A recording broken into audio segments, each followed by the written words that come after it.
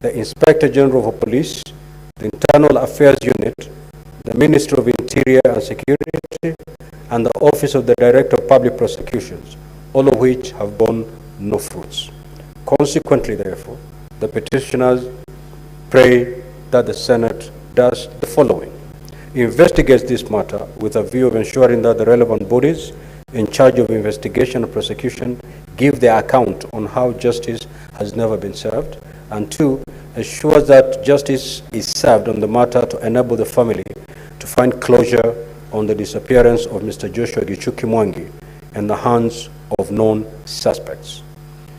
Now, Honorable Senators, pursuant to Standing Order 238, this petition is hereby committed to the Standing Committee on Justice and Legal Affairs and Human Rights for its consideration. In terms of Standing Order 238-2, the committee is required in not more than 60 calendar days from the time of reading the prayer, which is today, to respond to the petitioner by way of a report addressed to the petitioner and laid on the table of the Senate. I thank you, Honorable Senators. Next order.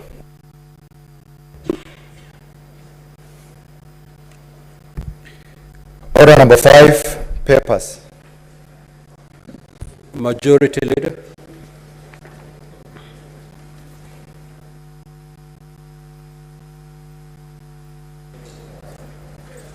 Mr. Speaker, sir, I beg to lay the following papers on the table of the Senate today, Wednesday, the 6th of March, 2024.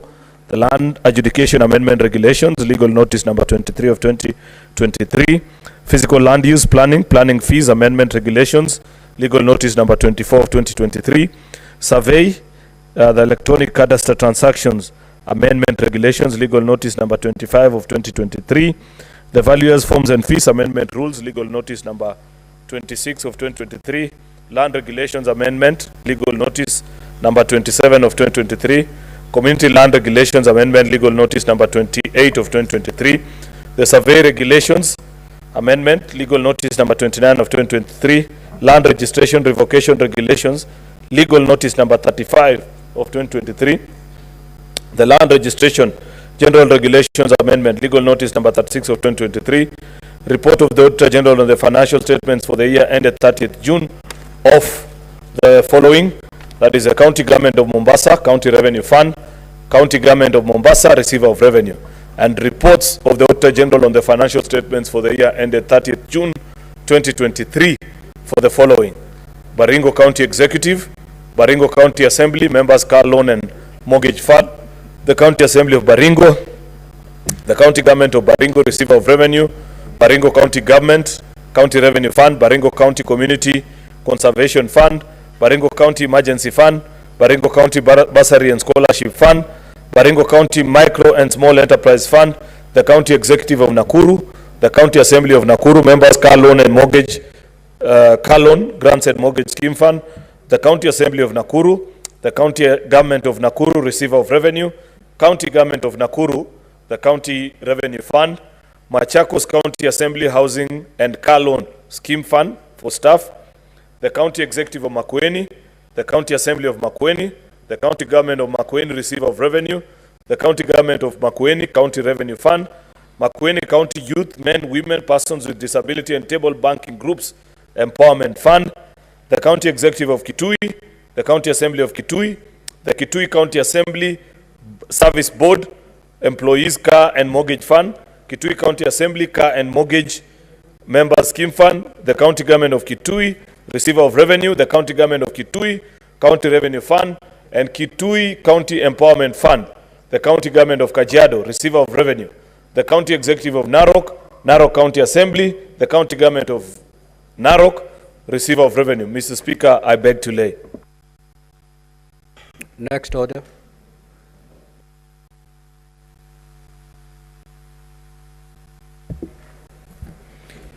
Order number 6, notices of motion. Order number 7, questions and statements. Statement pursuant to Standing Order 53-1, the Honorable Senator for Marsabit County, Senator Mohammed Chute. That statement is dropped. The Honorable Senator for Nandi County, Senator Samson Chiranke.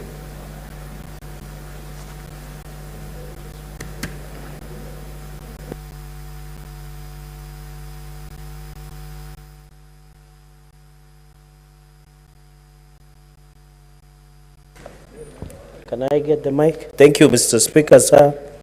Request for statement on implementation of the report on petition on alleged fraud by First Choice Recruitment and Consultancy Agency Limited. Mr. Speaker, sir, I raise pursuant to Standing Order 53-1 to seek a statement from the Standing Committee on Labor and Social Welfare regarding the implementation of the report of the committee on petition by Kimutai Kirui and other residents of Uasin Gishu County concerning alleged fraud by First Choice Recruitment and Consultancy Agency Limited. In the statement, Mr. Speaker, sir, the committee should, 1, provide a status update on investigation into illegalities committed by First Choice Recruitment and Consultancy Agency Limited.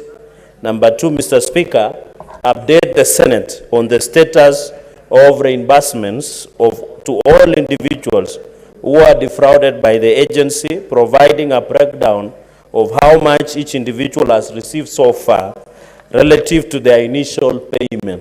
So, Speaker, sir, number 3, outline any measures put in place by the government to ensure that all individuals who are defrauded are reimbursed in full. So, Speaker, number 4, indicate whether the Ministry of Labor and Social Protection has undertaken an audit of all recruitment agencies, and if so, provide a list of all recruitment agencies currently licensed and operating in Kenya, as well as those which have been blacklisted. Finally, Mr. Speaker, sir, explain why, despite the glaring malpractices, First Choice Recruitment and Consultancy Agency has been allowed to continue in its operations. I thank you, Mr. Speaker, sir. Senator Geoffrey Osoti.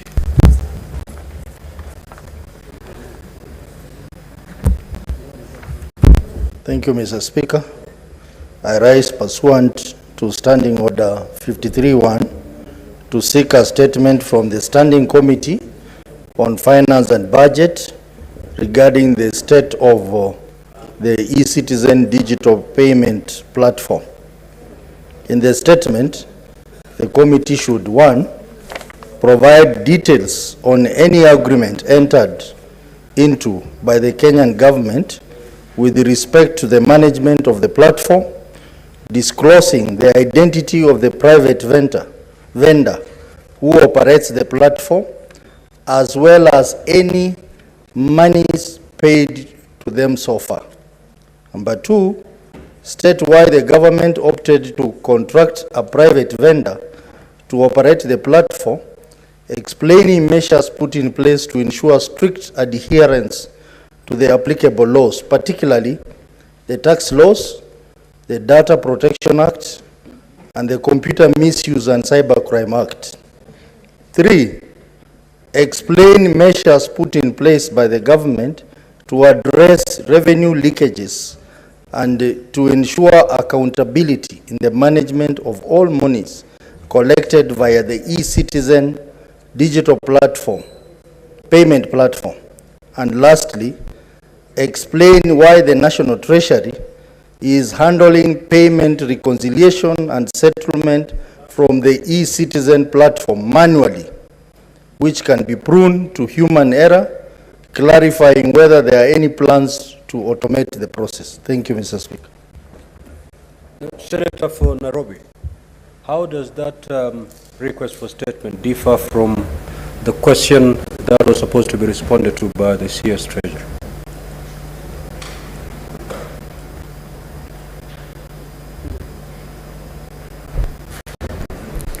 Thank you, Mr. Speaker. In fact, if you look at your dashboard, I had already expressed interest to comment slightly on Senator Ososi's statement, so that if the committee can tie all of the issues that have been raised together, it will be very helpful. Maybe Senator Ososi knows the CS himself was supposed to be here this morning, but it was not there, Mr. Speaker. That's a more direct route to get answers than the committee way. But I'll be seeking to say a few things about it. You better say now, because we are not allowing... I've just asked for my notes, Mr. Speaker. Wacha nijipange.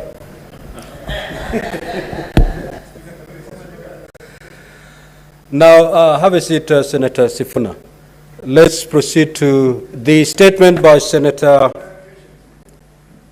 You'll get your moment, Senator Boni. You'll get your moment. The statement by Senator Chimera is deferred pursuant to the Senator's own request.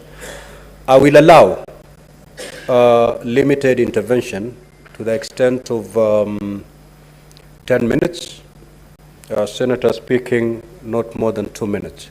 Yes, Senator Boni.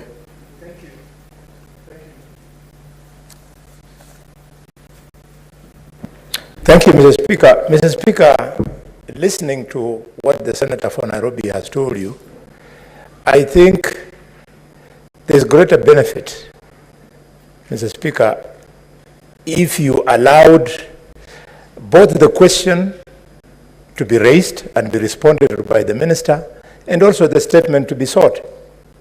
For the reason that, Mr. Speaker, this is a matter of grave national concern. And therefore, hearing from the minister himself and also getting a report from the committee will benefit this country far much more than us having that question stood down, Mr. Speaker, with due respect.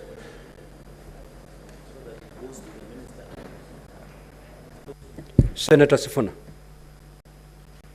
you are still gathering your thoughts. Speaker, if you've noticed, I don't speak without my speaking notes, so that I can go systematically. Well, I have not noticed that.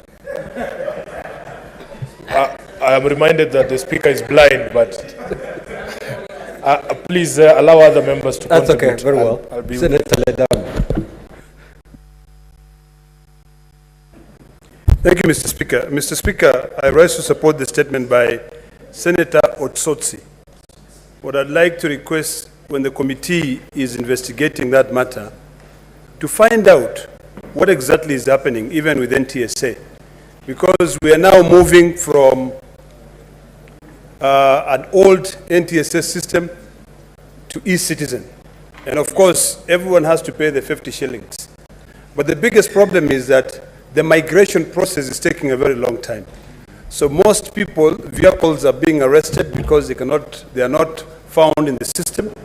And then people are being charged.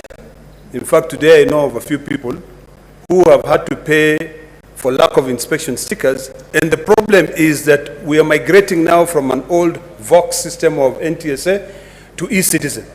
Having said that, Mr. Speaker, noting the 2 minutes limit that you put, it will also be very important for us to understand how much is collected on a daily basis on these 50 shillings, which is charged, which is paid to a third party.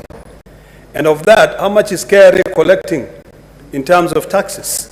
It is very, very sad for us to continue engaging a private entity, yet we have people like NIS who can be able to come up with similar systems, and that becomes a government-to-government contract that supports, the economy of this country. So, Mr. Speaker, this statement is timely, and I would like to request that since the question raised by Senator Sifuna is on a different standing order, different from this of 53-1, there's nothing bad when the two statements run concurrently.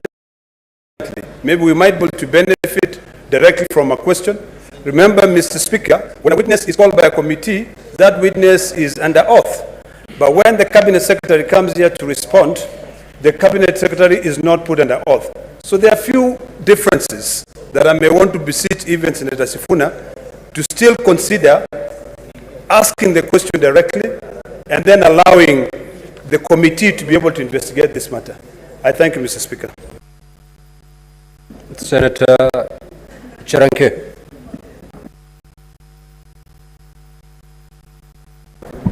Mr. Speaker, I want to stand on the statement by Senator Otsotsi on the issue of e-citizen.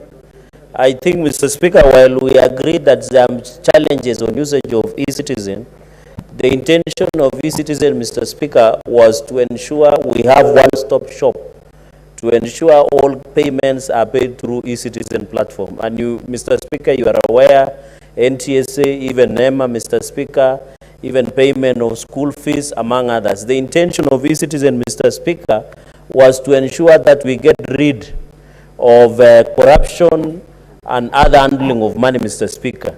So, Mr. Speaker, I think it is important that when the CS appears of Treasury, should just, I think it's about Kenyans to learn how to use e-citizen.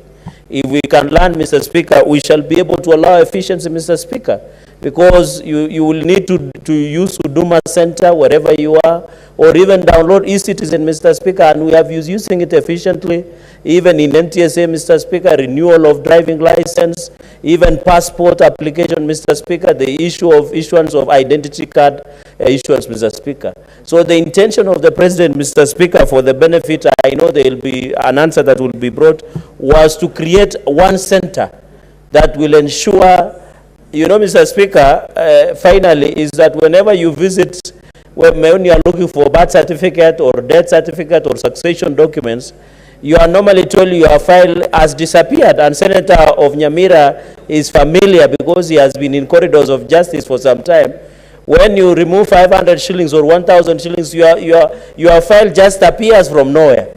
So the intention of the President, by ensuring that everybody pays through e-citizen, was to ensure that we minimize the issue of corruption, Mr. Speaker.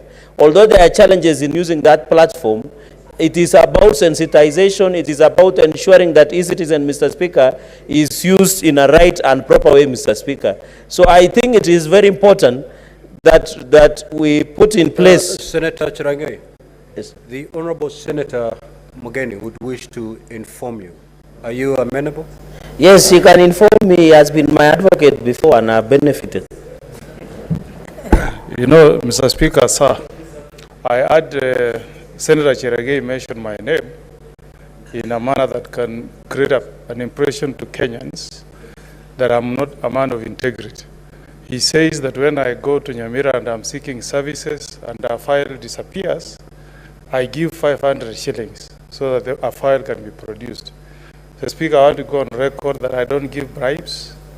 I've never bribed anybody in any registry to get a file. So he should, if he has done it, he should say that he gives 500 to have files procured for himself and not make reference to me. Thank you, Mr. Speaker. Proceed, Senator Chirangai. While I conclude, Mr. Speaker, I think that was a misplaced. He didn't listen to me carefully. I said, since him is an advocate, and I know he was a chair of anti-corruption in this country sometimes back, so his integrity precedes his name. So I don't have, but I'm saying, since he's an advocate, he have encountered challenges while filing in courts of law, in land registry, and I know unless he's new to Jerusalem, but if Nyamira, there is no corruption, so we thank God for it. Mr. Speaker, I think finally what we should encourage is to call upon Kenyans to use the e-citizen for the benefit of all of us, to eradicate corruption. I expected him, Mr. Speaker, since he's a former chair of anti-corruption, to support the e-citizen platform, because this is how we minimize and fight corruption in this republic, Mr. Speaker. But we shall wait for responses through Senator Otsosi's statement and Senator Sifuna. Mr. Speaker, with those very many remarks, I beg to support and congratulate the senators. Lastly, Senator Sifuna. Thank you, Mr. Speaker, for your indulgence. Indeed, my speaker was my statement had been motivated by incidents of two elderly women paying for their NHIF contributions through this platform, and NHIF insisting that those payments were not reflecting on their side. Mr. Speaker, the problem then becomes that these persons lose the cover, and then they also incur penalties for fake arrears, and they have to make fresh payments in order for them to come back on the cover. Number two, Mr. Speaker, there was a report of the Auditor General in December of last year that she had not seen the contract agreements between the state and the private entities behind the e-citizen platform. So that the danger there, Mr. Speaker, is that the public could be exposed and the government itself could be exposed if indeed those contracts do not exist and that there are private individuals running this platform. I wanted to hear from the CS himself whether indeed this platform was a government platform or indeed it is contracted to private entities. And then, lastly, Mr. Speaker, there is a concern of what they call a convenience fee for using this particular system. We have insisted that you should make it easy for people to access government services. If you look at the sort of payments we are making for NHIF, for these elderly people and other persons of lower means, to impose again a 50 shilling, what is it called, convenience fee, is to impose a burden that many people cannot bear. So, Mr. Speaker, I have had a conversation with Senator Ososi. Senator Ososi wanted that the committee seeks answers from the ministry itself, and that if they are dissatisfied, Mr. Speaker, then we can summon the minister or the CS to appear before the committee. But, Mr. Speaker, you will know, because of what happened today, the questions that I had presented, these issues that I had presented, have to be scheduled for next week, so that, in my view, the House would be better off getting these answers in a quicker way. And also himself assures me that if the CS is here and is able to tackle these matters, then we can save that committee time. So I want to beg and plead with the House that we still pursue this through the path of the CS, if he appears here next Wednesday, Mr. Speaker, so that if he is able to clear all those issues, including the ones that have been raised by Senator Ososi, then the committee will be saved the time and free them to do other things. I thank you, Speaker, for your indulgence. So in that case, therefore, the statement as requested by Senator Ososi will not proceed for commitment to that relevant committee, awaiting the appearance of the CS for purposes of responding to the question that had been posed by the Honorable Senator for Nairobi County. I believe when he appears, because it, in fact, contrary to our standing orders, because, and I'm going to read the standing order for you, that a request for statement, the response to which is readily available in another works or reference or official publication shall not be made. No, a request for statement shall not repeat in substance any matter covered in a prior request.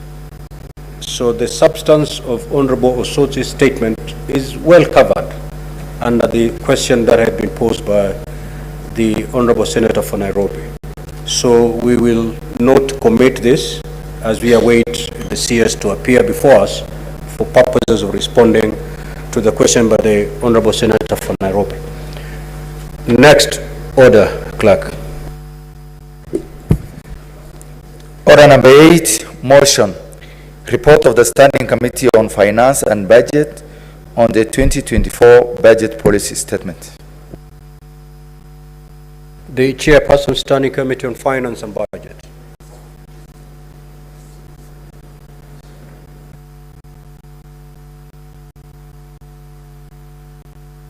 Senator Mutinda and Senator Ali Roba, Chair and Vice respectively.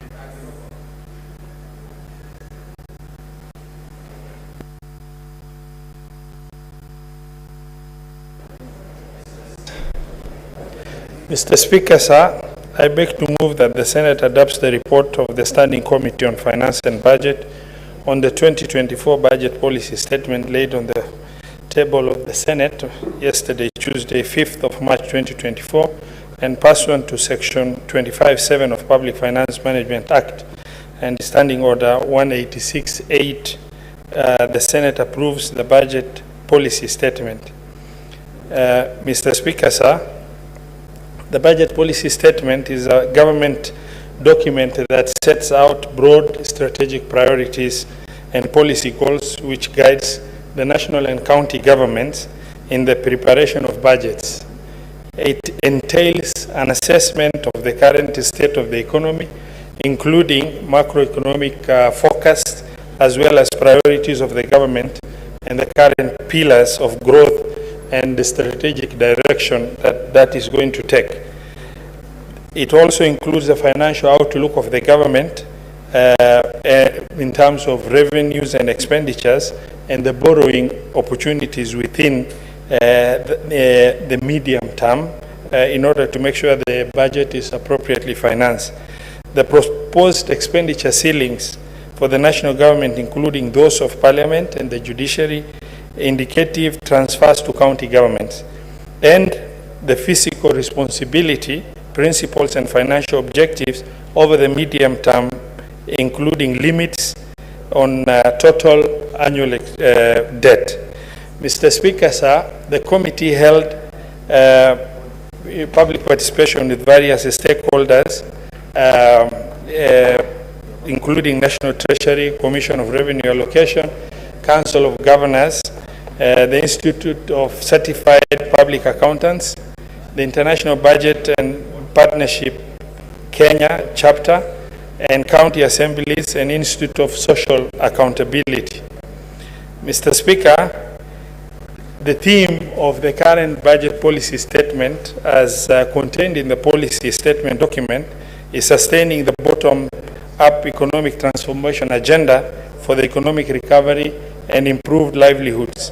With respect to macro fiscal framework, the National Treasury projects in 2024 the economic growth will be approximately 5.5%.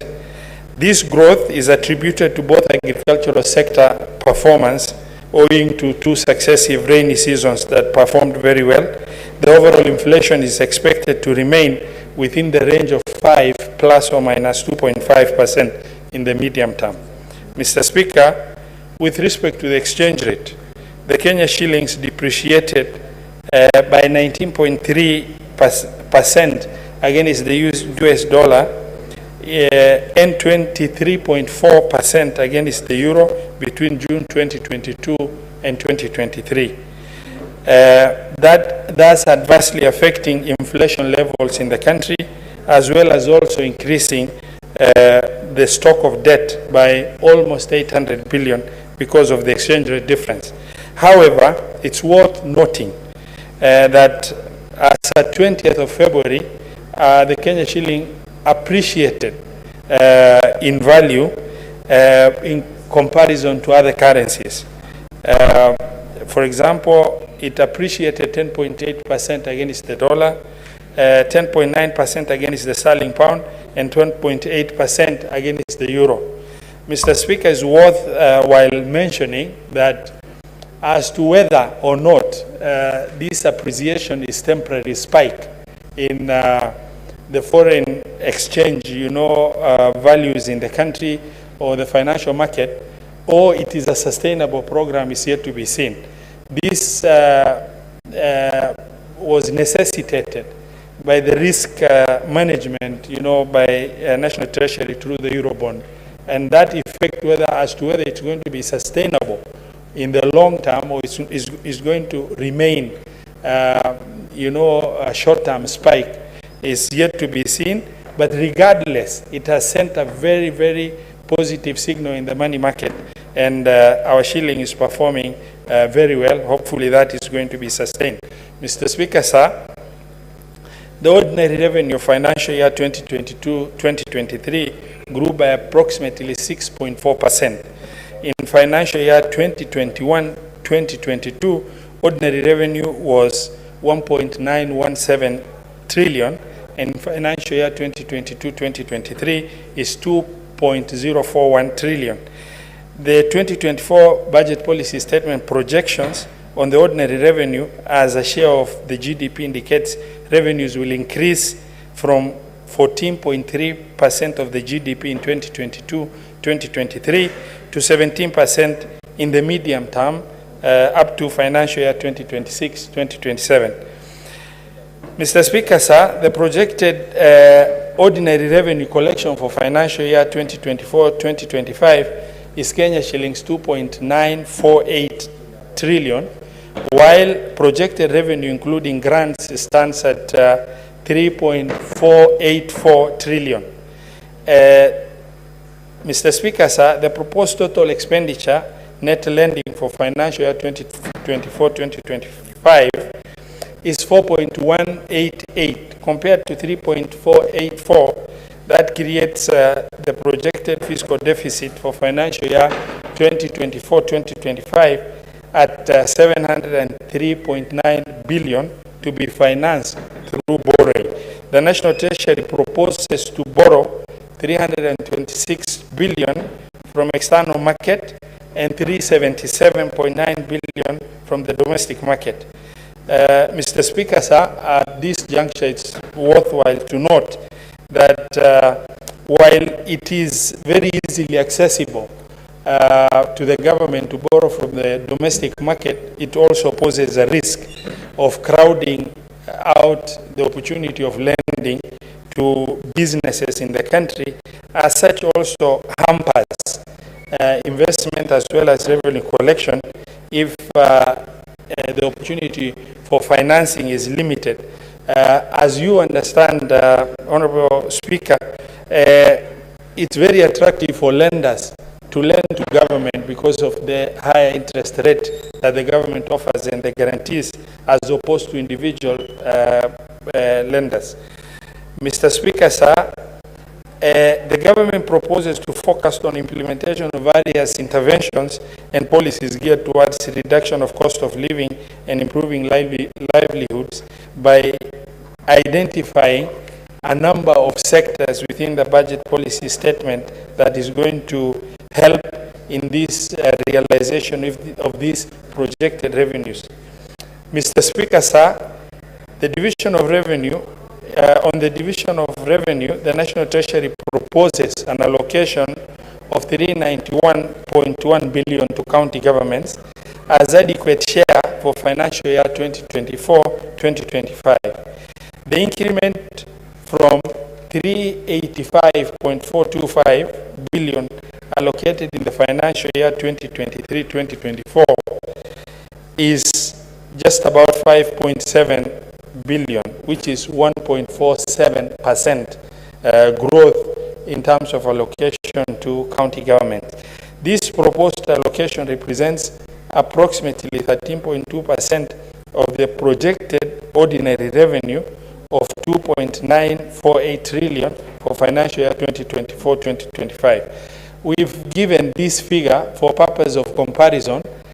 Note that it is the base of revenue sharing because it does not represent the last audited and approved accounts as it is, but projected revenues of the government in the coming financial year.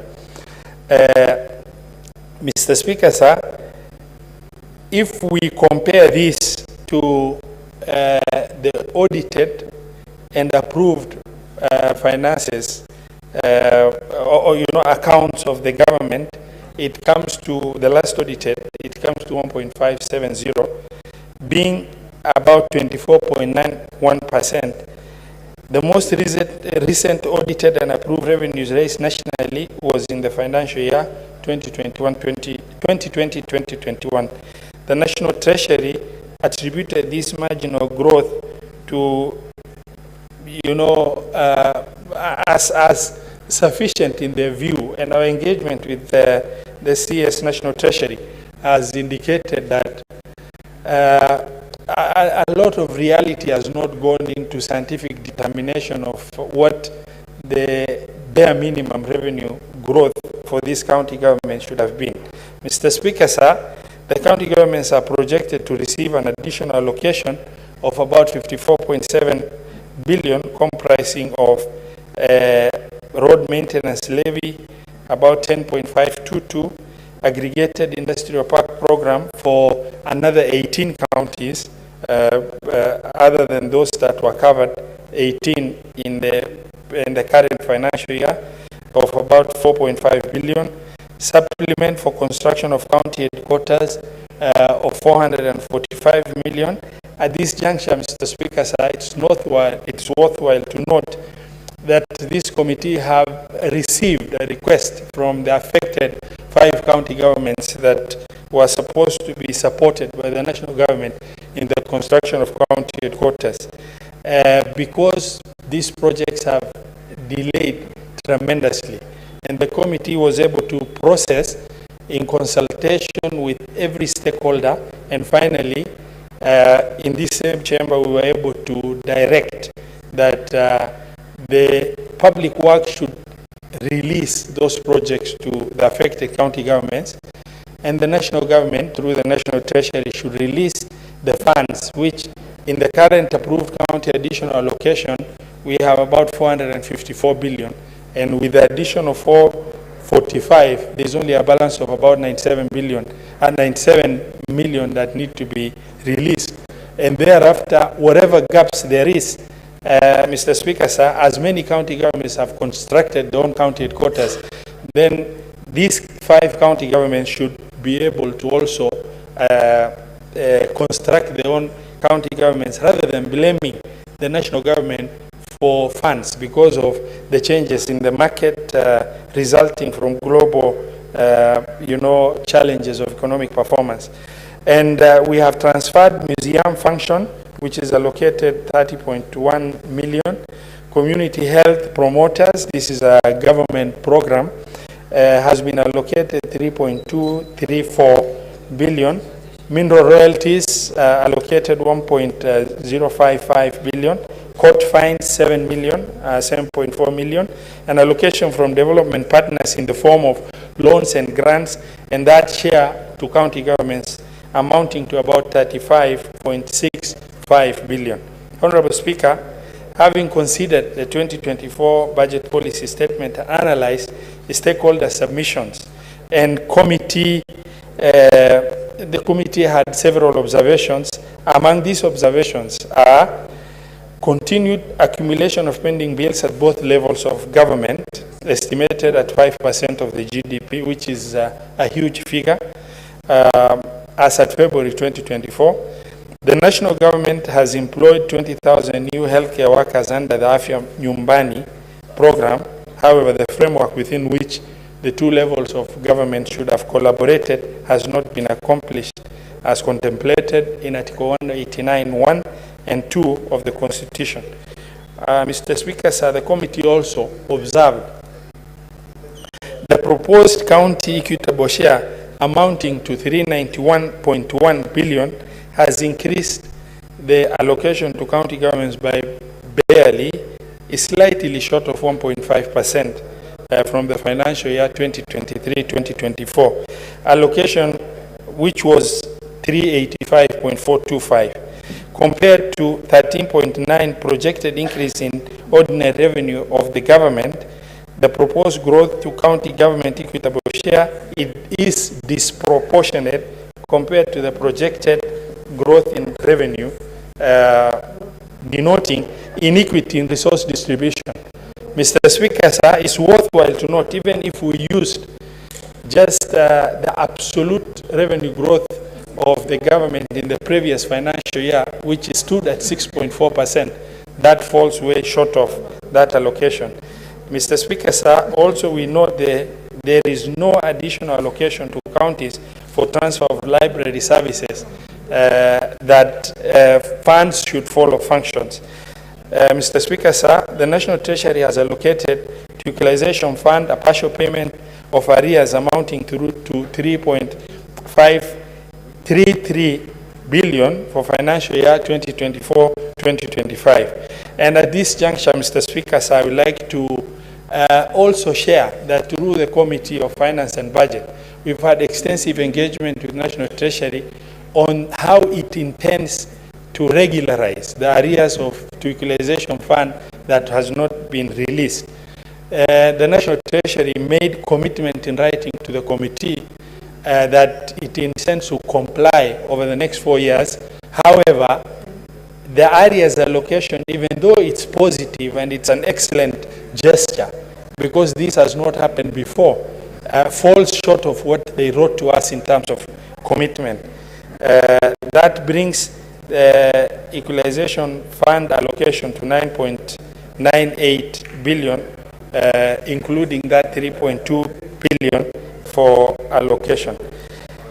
Mr. Speaker, sir, additional expenditure pressures emanating to county government in terms of statutory deduction including proposed housing levy, increased NSSF contribution, which reduces resources to county government, also exert more pressure on the county government resources.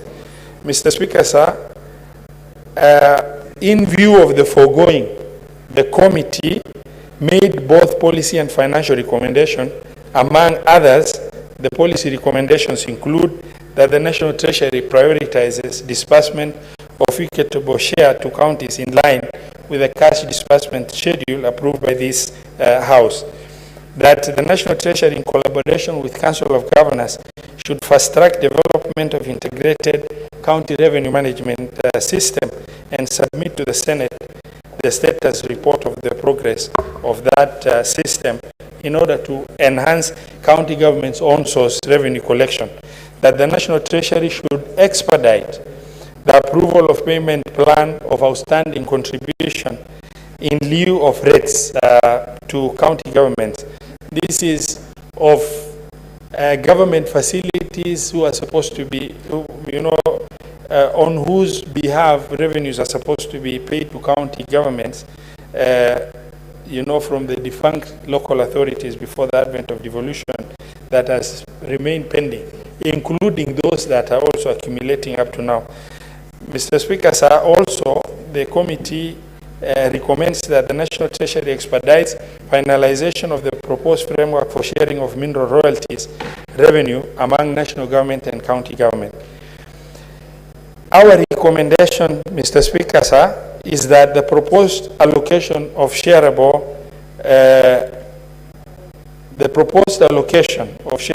revenue of county governments for financial year 2024-2025 in the considered opinion of the committee should not be less than 415.9522 billion, based on the following factors.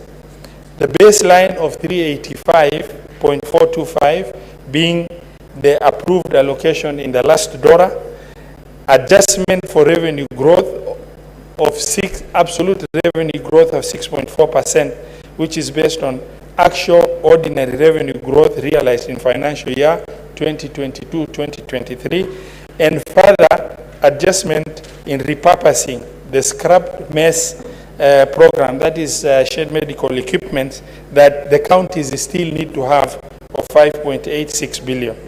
The total additional allocation to counties should stand at 55.453 billion. That the allocation of equalization fund 2024-2025 be set at 7.852 billion, in line with the most recent audited and approved account by National Assembly of 1.570 trillion. Furthermore, with reference to National Treasury's commitment to the Senate by a letter reference number TNT ZZ-81/014/E974 dated 19th May 2023, an additional amount of 9.98 be allocated to the fund as partial payment for outstanding arrears. The cumulative allocation to the fund should therefore be 17.832814725. Mr. Speaker, sir, as I conclude, I wish to thank the stakeholders who submitted the written memoranda as well as physically appearing before the committee. I also take this opportunity to commend the members of the committee for their devotion and commitment to the cause of delivering this in time. I also thank honorable colleagues, the chairs of various committees who have undertaken to their time plus their committees in order to make sure that they give their input to the committee. And also wish to thank your office and the office of the clerk for facilitating all that we require to be able to execute this mandate. Mr. Speaker, sir, I beg to move and request Senator Eddy to second.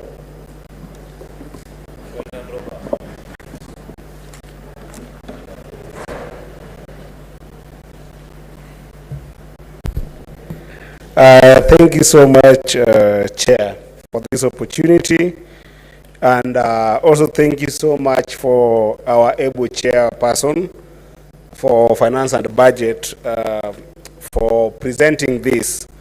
I think that, Mr. Speaker, the Chair of Finance and Budget, Senator Captain Ali Roba, has actually captured most of the deliberations that we had in the committee with regards to this BPS, Mr. Speaker.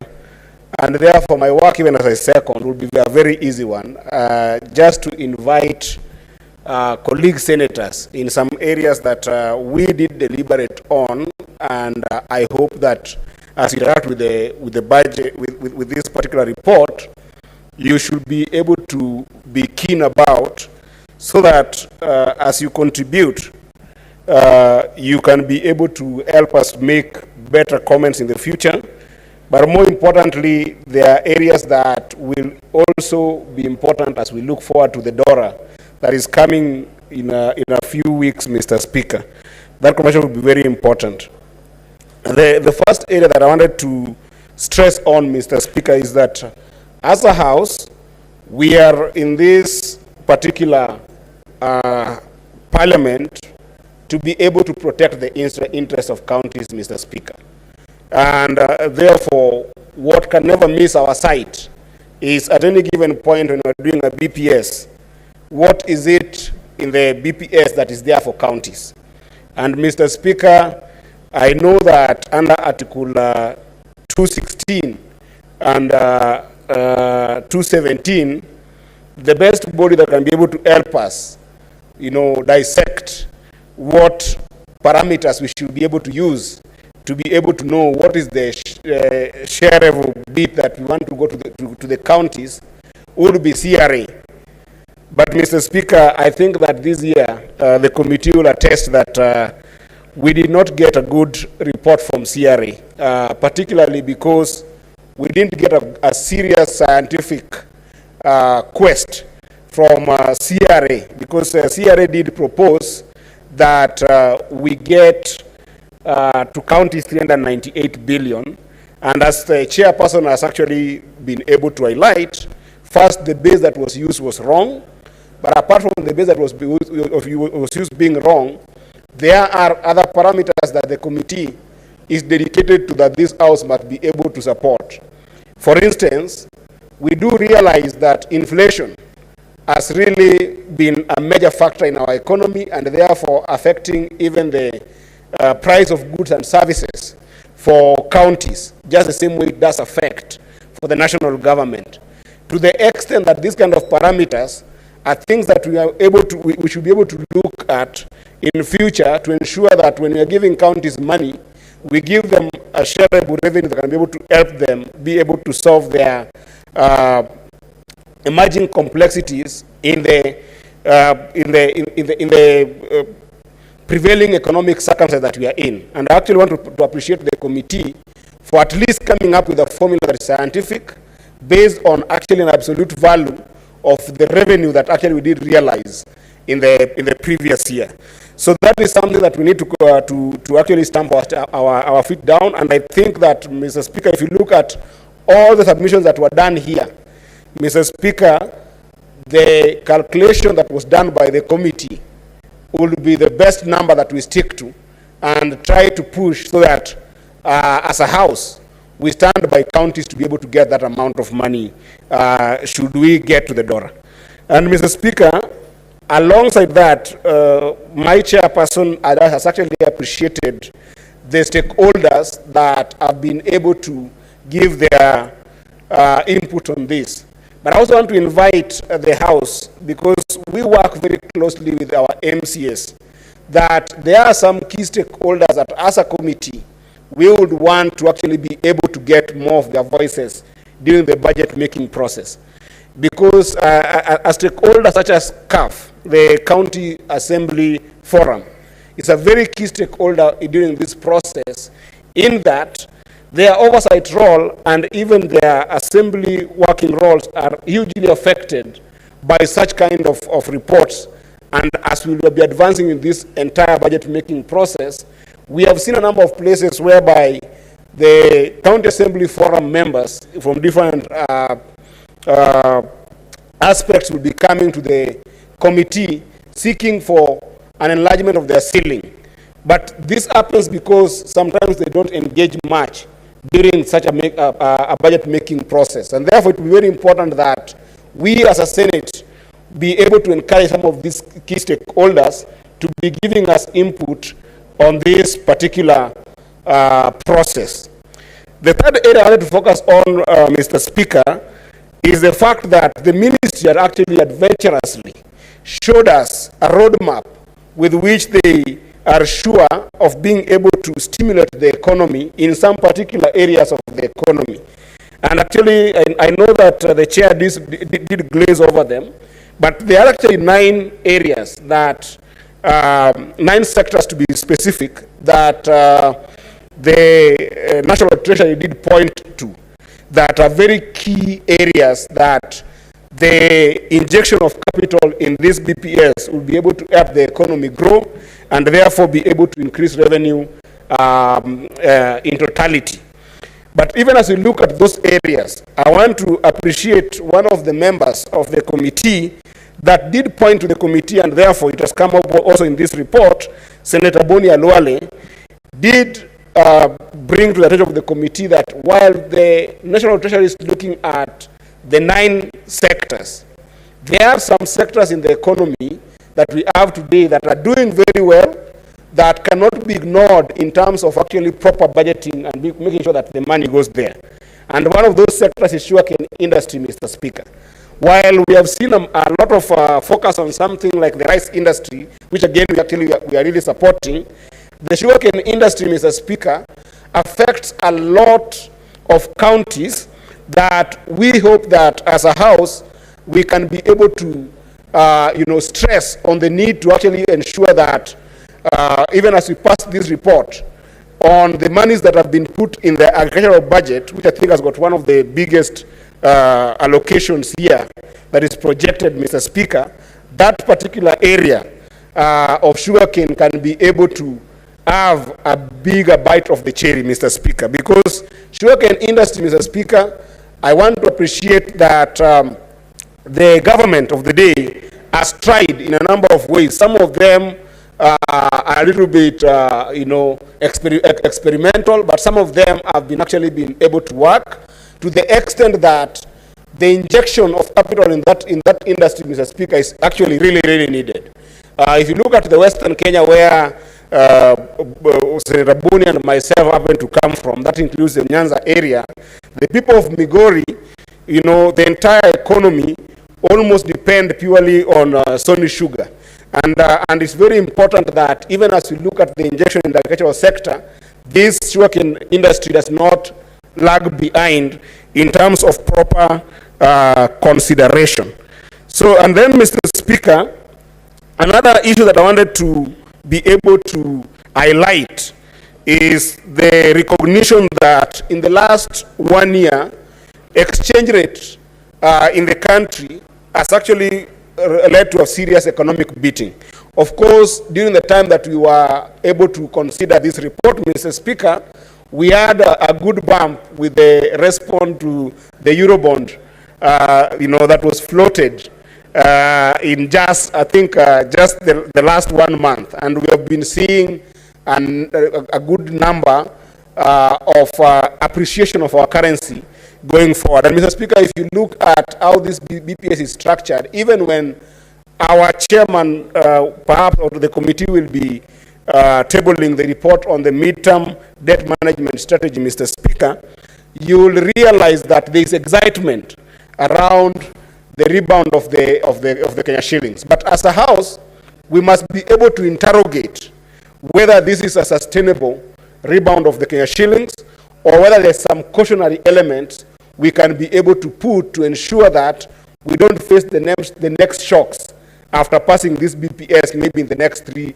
to 4 to 5 months. In other words, Mr. Speaker, we must be able to interrogate what has led to the appreciation of the Kenya shillings, Mr. Speaker, in the last 1 month, and going forward into the next 6 months, be able to put any caution that can be able to make sure that our projections here are not just based on a spike but an absolute economic strategy that will be able to ensure that we do not get into trouble with the BPS going forward. Alongside that, Mr. Speaker, is the question of fiscal consolidation, Mr. Speaker. I think this is an important area that we must focus on as a House.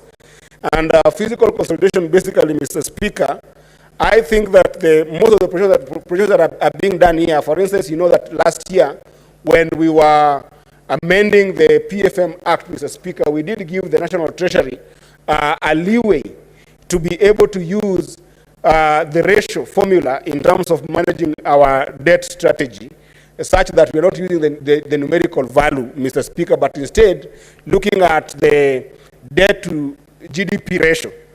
And of course, there are different thoughts, that we are in the committee, and other economists also will have in different avenues.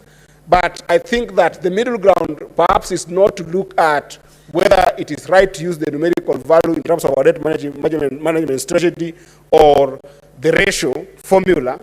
But the request that I would want to put before the House is that we be keen on inviting the Treasury, of course led by our committee, to be able to give us serious quarterly updates on how they are progressing in the BPS that they have been able to forward to this House, and also attached to the midterm debt management strategy, Mr. Speaker. Lastly, Mr. Speaker, I wanted to be able to address the issue of on-source revenue, Mr. Speaker. I know it wasn't spoken well to here, Mr. Speaker, but I think that given that we want to fight so strongly that at least the proposed figure by this particular committee stands, or maybe if it will force us to mediation, we'll look at where we can be able to come to with the National Assembly. But a strong sense of focus on on-source revenue by counties, Mr. Speaker, is something that we need to articulate better. And I say this because, Mr. Speaker, I am beginning to realize, Mr. Speaker, that the issue of pending bills that has been put here, Mr. Speaker, is something that counties will struggle with if it is not coming out clearly as a first charge to them in the monies that we give them in the equitable shareable revenue. But more importantly, it would be better if that is integrated with the issue of the on-source revenue, so that the massive pending bills that we are seeing here, Mr. Speaker, can be able to be addressed at least at a current budget cycle formula. Because, Mr. Speaker, it becomes very difficult for you to be able to pursue the idea that the National Treasury has projected some sectors that are going to be able to activate and stimulate the economy, when actually most of the pending bills that we are seeing in counties, Mr. Speaker, are pending bills that end up affecting the private sector in terms of suppliers that are actually actively involved in a day-to-day running of these economies. Because, Mr. Speaker, there is no need of projecting serious revenue growth based on those 9 sectors, and of course there are going to be 10 if we are able to include the sugarcane industry, that I hope will benefit the people of Migori and the people of Malinya, where the majority whip comes from. But Mr. Speaker, if you don't deal with the issue of pending bills to the extent that suppliers can be able to participate in our economy on a day-to-day basis, can be able to pay for their bills, can be able to continue these small and medium enterprising economies, Mr. Speaker, then the projected revenues that we are having here, Mr. Speaker, can never be attained, because there is no economic activity that can be able to happen at our counties. And that economic activity is supposed to happen in Turkana, in Migori, in Kakamega, in Vihiga, and all our counties. Is what on aggregate will be able to eventually lead to proper revenue increase in terms of ordinary revenue raise for the national government, and therefore also affecting the shareable revenue for the counties. Therefore, Mr. Speaker, I want to laud my committee, although they say that you should not praise yourself as a mantra, but I think that I want to give it to colleague senators who are in the Committee of Finance for the dedication that they have done. They say that, you know, a lizard that fell out of an iroko tree that nobody praised it, said that at least I fell, but I did not break my back. I know that the committee has done a very good job, and I stand by this report, and I hope that the Senate will also look at those adventurous areas in terms of our role of oversight and accountability on the national treasury and the minister to make sure that this house is updated on a quarterly basis on how we are doing on this proposal. And therefore, Mr. Speaker, I second with much gratitude. Thank you so much. Now, honorable senators, before I propose the question, I have the following communication to make. In the public gallery this afternoon, we have 163 students from Kuru Girls High School in Kisumu County who are undertaking an education visit in the Senate. Honorable senators, in our usual tradition of receiving and welcoming visitors to Parliament, I extend a warm welcome to them, and on behalf of the Senate and on my own behalf, wish them a fruitful visit. Also in the Speaker's Gallery this afternoon, we have 38 students from the University of Nairobi in Nairobi County who are undertaking an education visit in the Senate. Honorable senators, in our usual tradition of receiving and welcoming visitors to Parliament, I extend a warm welcome to them, and on behalf of the Senate and on my own behalf, wish them a fruitful visit. I will allow the Senator for Nairobi County, Senator Sifuna, to extend a warm welcome to both delegations.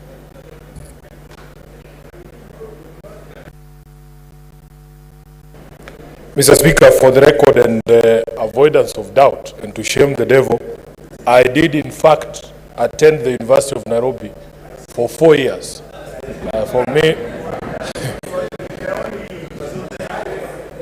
Mr. Speaker, you must protect me from the hecklers from lesser institutions so that I can be able to undertake the mandate you have given me of welcoming the students from the University of Nairobi, Mr. Speaker. Mr. Speaker, in Order, honorable senators. Proceed to welcome the delegation. Mr. Speaker, you can see very clearly those who went to school properly and those who did not. In the manner in which they are... Yes, Mr. Speaker. Honorable Sifuna, yes. Proceed to welcome. Thank you, Mr. Speaker. Mr. Speaker, this is quite a coincidence because about 20 years ago, I was standing at Graduation Square at the University of Nairobi, receiving my degree as a lawyer, and I went back to those grounds, Mr. Speaker, for the first time in those 20 years just today, because there is a festival that is organized by the Center of Multi-Party Democracy called the People's Dialogue Festival, and I was quite emotional to go back to my alma mater. So I want to take this opportunity to welcome the students from the University of Nairobi that have paid us a courtesy call this afternoon, and also the other students who are also with us this afternoon. I want to take this opportunity to welcome them to the Senate. This indeed is a house of debate and a house of respectable men and women from time to time. You will encounter some of those, Mr. Speaker. I wish them a fruitful visit to the Senate. I wish that they will be able to learn something and to pick up whatever good they will be able to see from the Senate this afternoon. And we are hoping that we will grow generations of leaders. In fact, I have said that the University of Nairobi today, Mr. Speaker, that our responsibility as the current leadership in this country is to create a country that the young ones will be proud of and will not be lamenting the way that I had Professor Ouma lamenting about the loss of nationhood and the proliferation of tribalism and other ills in our society. So I thank you, Mr. Speaker, for the opportunity, and I wish them a fruitful visit. Thank you, Mr. Speaker. Senator Afula, kindly take your seat. Now, honorable senators, I will now proceed to propose the question, which is that the Senate adopt the report of the Standing Committee on Finance and Budget on the 2024 Budget Policy Statement laid on the table of the Senate on Tuesday, 5th of March, 2024, and pursuant to Section 25(7) of the Public Finance Management Act and Standing Order 186(8), the Senate approves the 2024 Budget Policy Statement. What is your point of order, Majority Leader? Mr. Speaker, sir, I rise pursuant to Standing Order number 111 that debate on the question on the report of the Standing Committee on Finance and Budget on the 2024 Budget Policy Statement be limited to 4 minutes, Mr. Speaker, for each Senate while contributing. Reason is, Mr. Speaker, this report has a statutory deadline. Members will recall that we had to move an extension of 1 week and we must vote on it today. Given that many senators will want to speak on the same, Mr. Speaker, I think the fair thing to do is to allow all of us to speak, but at a limited time. Therefore, I propose 4 minutes. Mr. Speaker, I request the Senator for Lamu to second.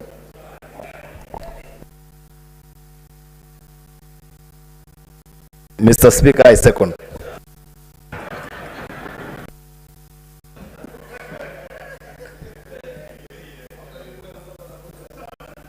Honorable Sifuna, you're out of order. Now, honorable senators, we need not debate that motion. But if you wish to debate, then I'll proceed to propose the question.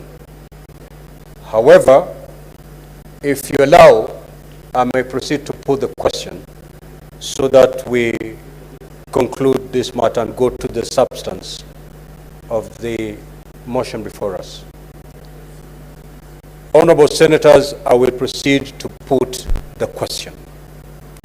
That pursuant to Standing Order 1111, debate on the motion on the report of the Standing Committee on Finance and Budget on the 2024 Budget Policy Statement be limited to 4 minutes per senator contributing. Will as many as of that opinion say aye? Aye. Will as many as of the contrary opinion say nay? Nay. The ayes have it. Senator Munyehaji Mohamed Faki.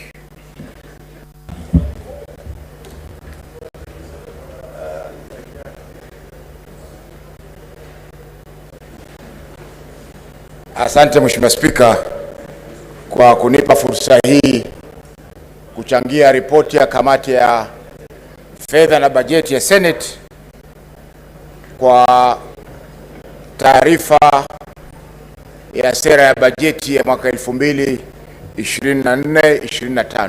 Mheshimiwa Spika, mimi pia nijiunge na wewe pamoja na Senator Sifuna kuwakaribisha wanafunzi wa chuo kikuu cha Nairobi. Nilipita chuo hicho miaka 34 iliyopita. Kwa hivyo hata mimi pia najivunia kwa mmoja wa waliosoma katika chuo hicho. Mheshimiwa Spika, ripoti hii ni muhimu sana kwa sababu inatoa mwongozo wa serikali kuhusiana na masuala ya bajeti katika mwaka ambao utaanza Julai mwaka huu na kuisha Juni mwaka ujao.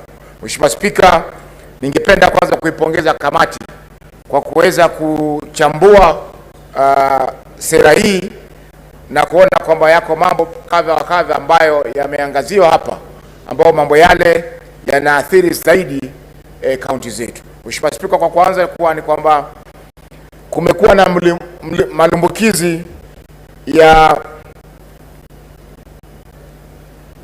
pending bills, yani madeni yanayodaiwa serikali kuu na vile vile pia serikali za kaunti. Mheshimiwa Spika, madeni haya yanaathiri sana wawekezaji wa kibinafsi ambao wanafanya kazi au wanafanya biashara na kaunti zetu na vile vile pia kufanya biashara na serikali. Mheshimiwa Spika, ikiwa serikali hailipi kwa wakati. Ikiwa kaunti zetu hazilipi kwa wakati, ina maana kwamba wawekezaji wale wataingia katika madeni na kupoteza rasilimali zao, na vile vile pia kupoteza mtaji ambao ni muhimu kuendesha uchumi wa nchi hii. Mheshimiwa Spika, jambo la pili ni kuwa kuna swala la kuajiri kwa wafanyakazi wa afya 20,000. Mheshimiwa Spika, tunajua kwamba afya ni moja katika huduma ambazo zimegatuliwa. Kwa nini serikali, Mheshimiwa Spika, inaajiri wafanyakazi 20,000? Serikali kuu inaajiri wafanyakazi 20,000 wakati kila kaunti, Mheshimiwa Spika, ina nafasi ya kuajiri watu hawa, na zile pesa ambazo zimebakia kwa serikali kuu ambazo zingepaswa kushuka katika kaunti zetu haziwezi kushuka, Mheshimiwa Spika. Mheshimiwa Spika, jambo la tatu ni kwamba serikali ilikuwa imependekeza bilioni 391 ziende katika kaunti zetu, lakini Mheshimiwa Spika, tukiangalia ni kuwa hii ingekuwa ni asilimia ndogo sana ya pesa ambazo zinapelekwa katika kaunti zetu. Mheshimiwa Spika, tukiangalia kwamba gharama zimepanda katika utendakazi ama huduma ambazo zinatolewa katika kaunti zetu. Tukiangalia mishahara pekee yake, Mheshimiwa Spika, imeongezeka kwa sababu kumeongezeka kodi kadhaa ambazo zimeathiri mishahara. Mheshimiwa Spika, kwa kusema hivyo ni kuwa ile ongezeko la asilimia 1.5 ambayo kwenye ile iliyotolewa mwaka uliopita, yani bilioni 385.425 ingekuwa imeongezeka kwa asilimia 1.5 peke yake. Kwa Mheshimiwa Spika, nakubaliana na kamati kwamba fedha ziongezwe kufikia bilioni 415 kwa uchache. Mheshimiwa Spika, swala jingine ambalo ningelichangia pia ni kuhusiana na ile inaitwa contribution in lieu of rates. Kuna baadhi ya miji kaunti kama vile Nairobi, Kisumu, Mombasa ambazo zilikuwa zinakusanya kodi ya viwanja, yani rates, kabla ya kuja kwa ugatuzi. Mheshimiwa Spika, kaunti hizi zilikuwa zinalipwa ile inaitwa contribution in. Senator, your time is up. Senator Aaron Cheriot, you've limited debate. You've just passed a motion to limit debate, Senator Faki. Mr. Speaker, I'm surprised because Senator Faki was very loud in passing the 4 minutes. And I wonder why. Mr. Speaker, I want to be extremely brief because this is a very straightforward matter, budget and policy statement, and there is a history to why I really want us as a House to pass this report. Because on many occasions over the years, the National Treasury has continued to come back to us months later and say, we received your reports late after the statutory timeline, therefore it was impossible for us to consider whatever recommendations you had prepared for us. Therefore, today being the last day, I'd wish to request, Mr. Speaker, that upon the completion of this debate, that members actually do stick in the House so that we can vote and send our recommendations to the Treasury. There are very important policy recommendations that are in this report, Mr. Speaker, but there is only one that is of extreme interest to me, and we must reason together as a House. Mr. Speaker, it's on the issue of fiscal deficit. If you read recommendation on financial implications, recommendation C, there is a proposal, Mr. Speaker, from the committee that fiscal deficit for 2024-2025 be binding at 703.9 billion, which is 3.9% of the GDP. Mr. Speaker, it has been described elsewhere that insanity is actually trying to do the same things over and over again while expecting different results each time.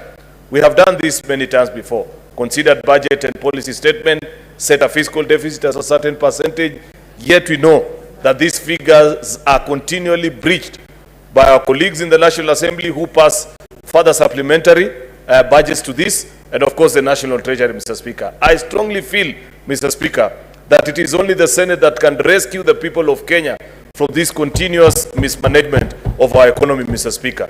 It is until the Budget and Finance Committee proposes an amendment to PFM regulations, Mr. Speaker, such that we will limit the powers of both the National Assembly and the Treasury, Mr. Speaker. Because, Mr. Speaker, unfortunately, this practice has permeated even our counties. Many governors continue to budget with revenues that are high in the sky, Mr. Speaker, only with the sole interest, Mr. Speaker, of issuing tenders and eventually end up with huge pending bills that cannot be budgeted and met, Mr. Speaker.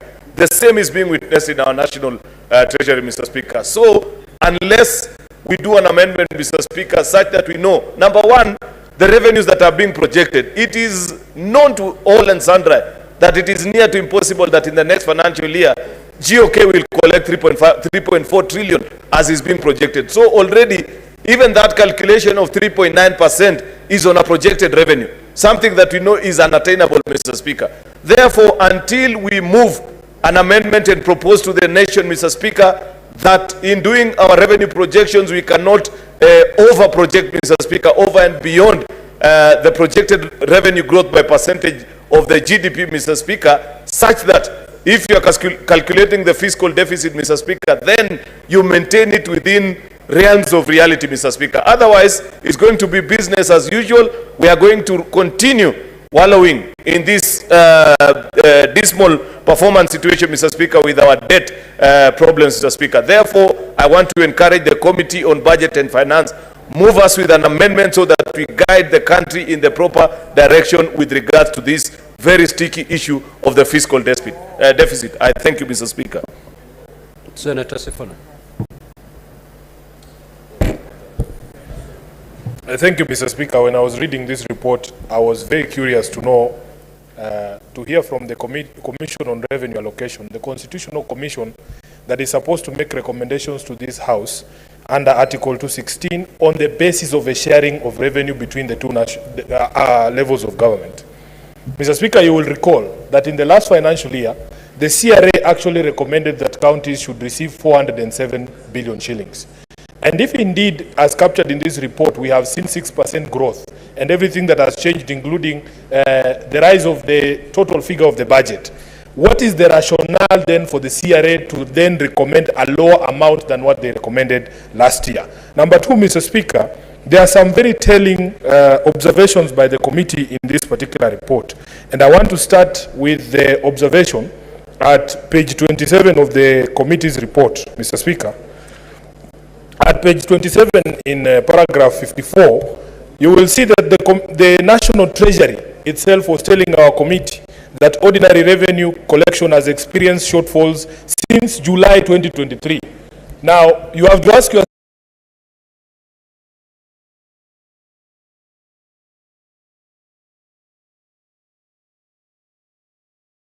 Mr. Speaker, a report from the Central Bank. You know, I learned from the last two sessions.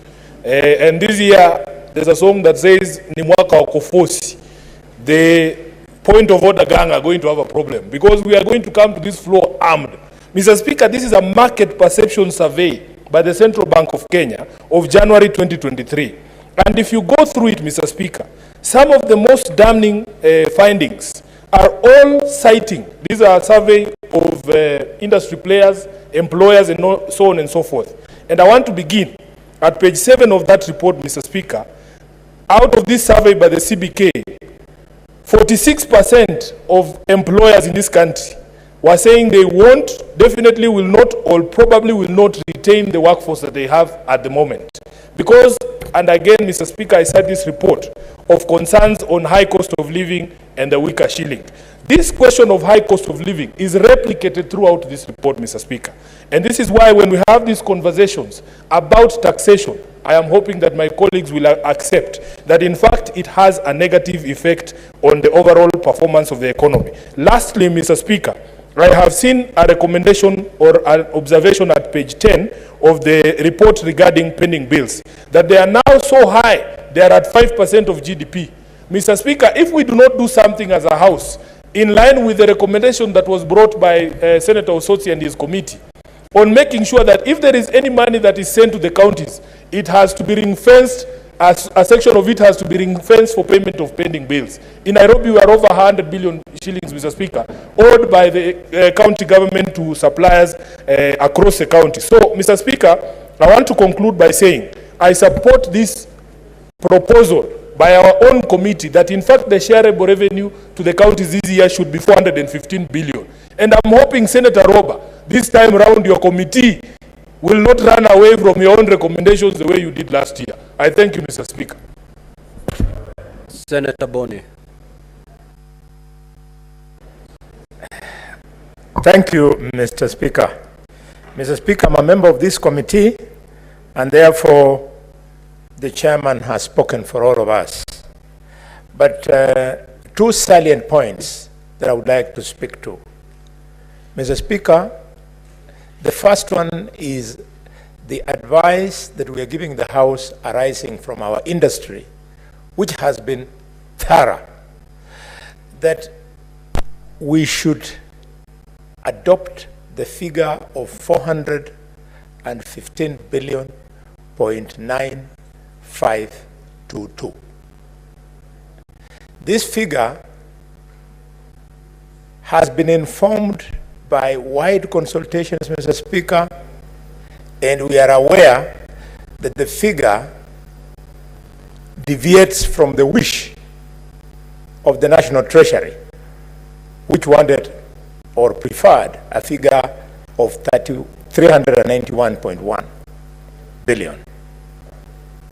It moves away from the proposal by the Council of Governors of 439 billion.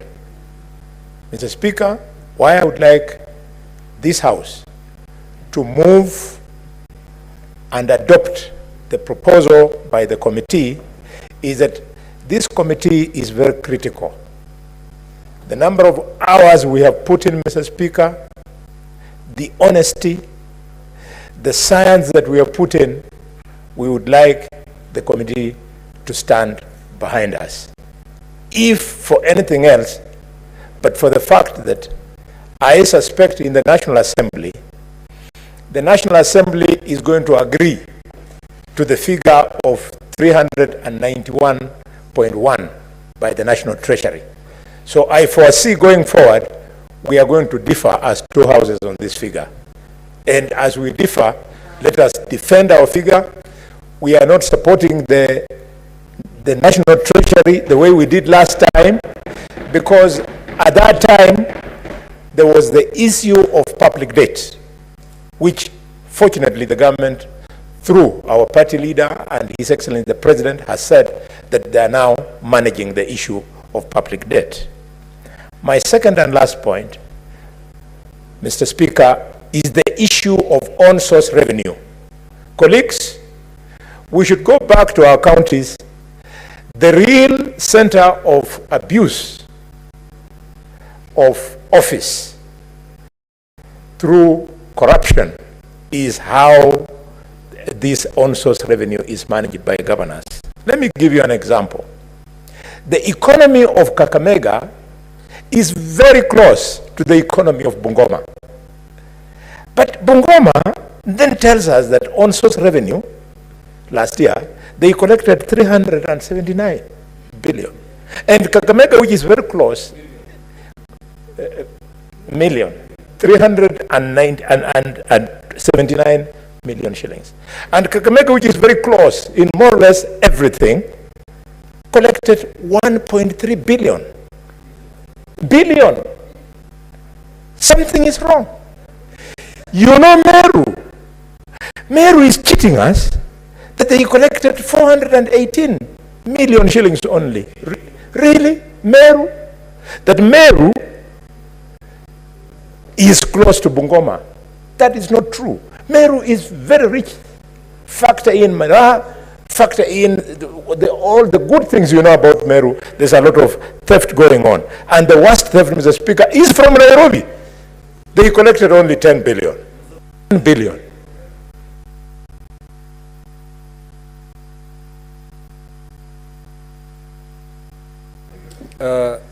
Senator Osotsi. Mr. Speaker, allow me to, from the onset, to say I support this report by the Finance and Budget Committee on the budget policy statement.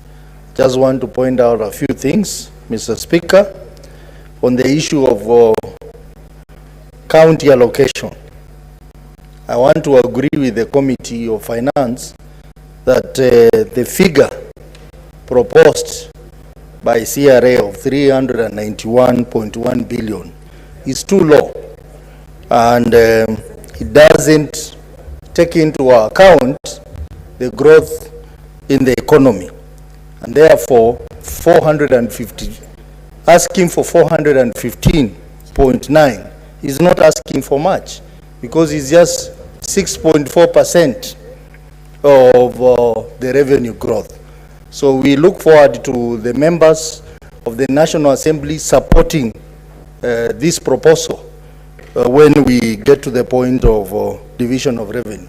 And Mr. Speaker, I want to say that the only institution that has the powers to make the final decision on the division of revenue is the Senate.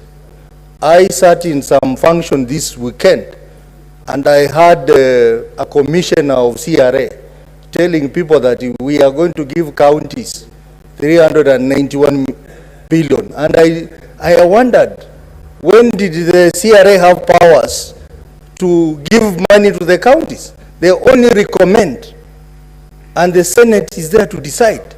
So we will decide, and will be guided by this proposal by the Finance Committee of 415 billion shillings. Mr. Speaker, while talking about the allocation to the counties, we know that the allocation of this money is based on the latest approved audited reports. Mr. Speaker, the report that is being considered is a report for the financial year 2020-2021. Mr. Speaker, this is a problem because the amount of money being considered is 1.57 trillion shillings. And yet the latest incomes are at 2.9 trillion shillings, which means there is a loss there. That means the National Assembly is sleeping on the job. And I think we need to change the law so that us who deal with counties, we go by the audited reports for the counties. Because counties are losing out revenue or allocation because of unnecessary delays by the National Assembly to approve the audited reports. Mr. Speaker, I have also seen a recommendation on mineral royalties of about 1 billion shillings. And I want to say that in the last report, I was disappointed that the counties in the Western region, including my own county, Kakamega County, where people mine gold, did not get even a single cent of the mineral royalties. So we would like to know which criteria is being used to allocate mineral royalties to counties. The issue of the industrial park, Mr. Speaker, I'm glad they have put 4.5 billion shillings for the 18 counties that did not get, and I hope this time it will be possible. Senator Katuri Murungi. Thank you, Honorable Speaker, for giving me also this opportunity to also give my input on this budget, this proposal. Mr. Speaker, I want to talk to one area which is known as pending bills, Mr. Speaker. Mr. Speaker, the pending bills, according to this report, contribute up to 5% of GDP, Mr. Speaker. When we have these pending bills, it means, Mr. Speaker, that there is no liquidity in the private sector. And also those who have done that business, there is no profitability at all. So, Mr. Speaker, if you walk around this country nowadays, completely businesses are down. And this is caused by this type of pending bills, Mr. Speaker. In other countries, Mr. Speaker, you know, like Meru County, for example, during the last financial year, the budget that was set there for loans, Mr. Speaker, almost 501 million, the county government of Meru decided to take that back to a program called MTF, Mechanical Transport Fund, So all that money was given back to the Ministry of Transport so that they can use their machines to do the roads in Meru. What does that tell you, Mr. Speaker? That tells you that in Meru, anybody with a grinder or a tipper or a shovel is not doing business. All the people employed by these business people, they are not doing any business. If you drive from light away from a place called Ikeri in Meru, trucks are parked beside the road up to Meru town and up to Maua, Mr. Speaker. Simply because there is no business for these contractors doing business in this county, Mr. Speaker. Another point that is so interesting, Mr. Speaker, is the own source revenue. And honorable senators, the courts have agreed with us that we really need to also oversight their own source revenue that is generated by the counties. So from this financial, let us go down to these counties and let us get the facts and comparable figures, Mr. Speaker. Because sometimes in Meru County, the revenue was almost 800 million.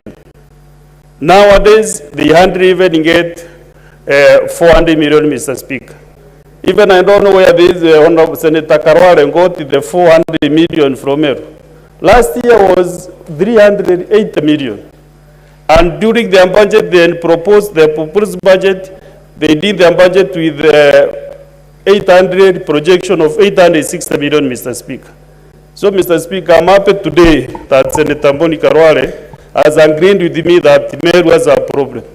For almost 2 years, he did not see that problem, Mr. Speaker.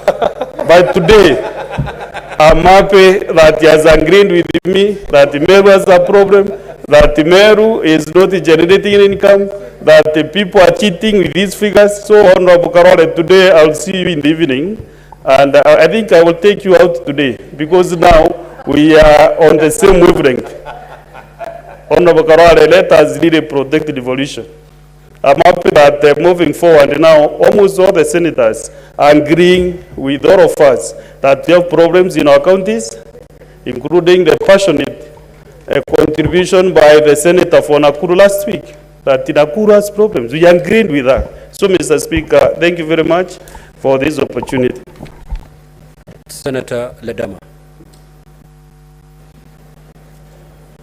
Thank you, Mr. Speaker. Mr. Speaker, I'll go straight to supporting this report by the Finance Committee. And let me put it this way. I've been in this Senate now for almost 7 years, and I'm so impressed with the work that Captain Ali Roba and Eddie Gisheru and Tabitha, among other, and yeah, I don't know whether you're in that committee or not, among all the other members of the Finance Committee are doing.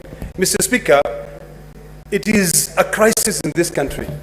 And this is at the point where I'm now going to propose that this House, and I will bring a motion, so that we move a motion to be able to ensure that all county governments pay their pending bills before the end of this financial year. Mr. Speaker, 5% of our GDP is pending bills. That is an indication of a failed economy. And that is the reason why it becomes even difficult for even Treasury to propose any increment. You know, the law requires that pending bills to become the first charge on the account. But these county governors have been ignoring that. Mr. Speaker, when reading that report, it is very sad that the proposed increment to county government is not even, is not even going to be able to support the payroll of county governments. I hope that we can bring in an amendment to increase it to the 6.4%, which is the bare minimum to allow these counties to function. Mr. Speaker, the challenge we have is that we know where people are breaking the law, we know where the county governments are diverting the money, but we don't have the guts to say enough is enough.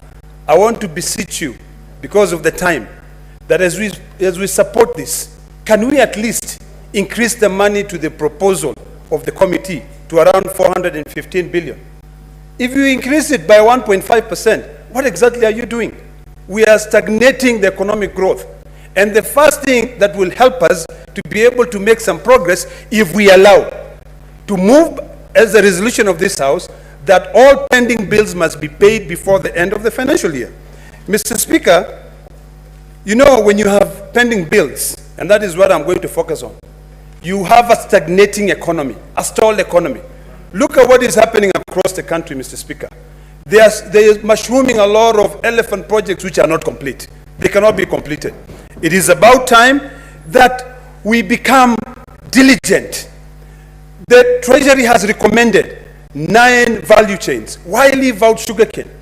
I want to beseech the Finance Committee to bring in an amendment so that we add sugarcane as the 10th value chain, so that we grow with everybody in this economy. This challenge we have, or even reducing it to 4 minutes, it's a crisis, Mr. Speaker. Lastly, because I know my time will end, MES, the time for MES has lapsed. Why don't we bring an amendment so that we can increase, maybe introduce another 5.86 billion, so that we can bring an alternative to the MES? So, Mr. Speaker, the only way that we are going to really grow this economy is if we take all sectors. We support each and every sector. You know, the work that has been done by this committee is important. But like my colleague has said before, I hope that the time when we will be, at the time when we will be now voting for the division of revenue, people will not run away from their recommendations. What is your point of order, Vice Chair? Budget. Senator Mutinda. Okay, let's go to Senator Wamatinga. Thank you very much, Mr. Speaker, sir, for giving me this chance. Let me say that I also like to support this report. Mr. Speaker, sir, on the onset, let me also start by commending the committee for the good work that they have done. Mr. Speaker, sir, a lot has been said about increasing revenue to the county government. I agree with that, Mr. Speaker, sir. But we must go beyond increasing revenue to the counties. We must also ensure that we put in place sound monitoring systems, sound financial systems that can lead the governors and the expenditure of the county can be followed. Mr. Speaker, sir, living at an age where we have intelligent applications, financial applications, it is unfortunate that pending bills have crippled some of the economies. And I want to say, Mr. Speaker, sir, on the onset, that I am very happy to come from a county that has 0 pending bill. Mr. Speaker, sir, it is important, and indeed, we must all realize as senators that all the business that is done in the county governments are done by Kenyans. When we have millions and billions of shillings as pending bills for jobs that were done, and the most unfortunate thing, Mr. Speaker, sir, some of the pending bills have been put by people so that they can be able to armstreet the traders so that they can make money from them. Mr. Speaker, sir, we are living at an age where we should not allow blackmail of people who sincerely do business in this country. It is time that we call it the way it is supposed to be called. Mr. Speaker, sir, we know most of the counties that have changed governors over time. They twist the traders from the previous regime. They refuse to pay them. They require them to give a lot of money that the traders are not able to. This we must, as a house, protect. And the only way to do that, Mr. Speaker, sir, is to insist that pending bill must become, as is anchored in the law, the first charge. If the failure to which, Mr. Speaker, sir, we are not only killing a lot of businesses, we are also ruining many families, Mr. Speaker, sir, and killing the morale of many would-be investors, and especially youth, women, and people living with disabilities who have friended with the county governments. They are not able to access money. As I wind up, Mr. Speaker, sir, let us also look at the implementation of the projects that are being done by the national government, by the county government. Why? In some places, Mr. Speaker, sir, there is a lot of duplication which leads to theft of public funds. Calling it the way it is, Mr. Speaker, it is a high time this Senate use the tools that have been given to them, as limited as it is, to ensure that we enhance oversight and indeed ensure that devolution works. Mr. Speaker, sir, I support. Thank you. Next is Senator Onyonka Richard. Thank you, Mr. Speaker. I am actually very happy to stand here and discuss this issue. First of all, I would like to thank my chair, Honorable Ali Roba, who was actually in our committee, Mr. Speaker, has been behaving like our father. His experience has helped because he has served as a governor before, so there were certain issues that he would bring forth to us. Mr. Speaker, I know there isn't a lot of time for me to say many things, so I'm going to be very, very short. Number one, I support and agree with my colleagues that the amount of money that we are actually asking for as members of the County Assembly, members who have been, members of the National Assembly and the Senate who have been in this committee, and indeed all our colleagues, I support that we should stick at the figure of 415. That is not too much to ask. That is what our responsibility is.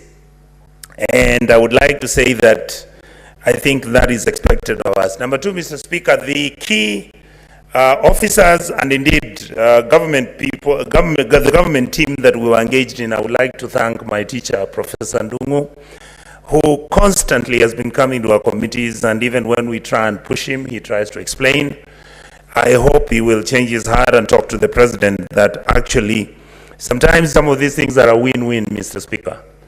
If we get the 414 billion, for me, I will see it as a bipartisan agreement on how we can move forward. My colleagues have discussed various issues. I'm just going to pick about one or two.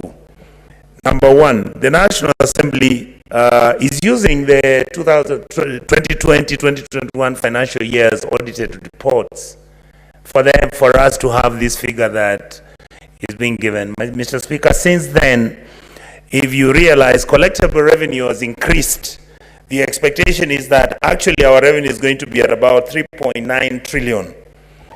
That is quite a substantive amount of money.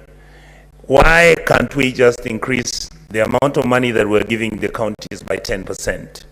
Simple logic, it makes sense, and it will make sure that our counties will operate fully, for the reason that this amount of money we take will handle, like I saw my colleague say, the issues of wage bills.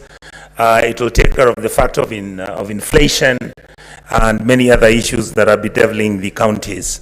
Finally, Mr. Speaker, I would like to say that, yeah, my colleagues have raised it. I have raised it severally.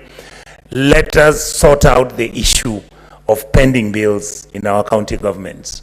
Some of our counties actually have, in the CRF account, they have money which can be cascaded down to people who have been working in our countries and who have not been paid. The ones who had increased the amounts fraudulently or otherwise, I believe the government should take care of this.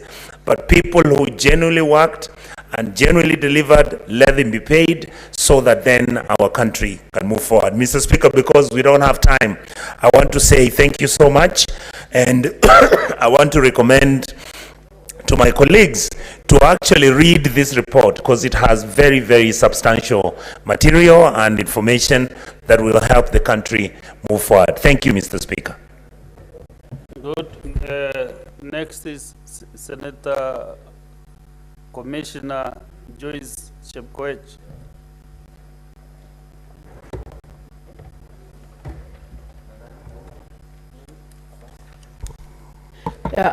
Thank you very much, Honorable Speaker. Allow me, Honorable Speaker, to commend the wonderful job that has been done by the Finance Committee, led by the Chair, Honorable Ali Roba, and our Lady Honorable Mutinda.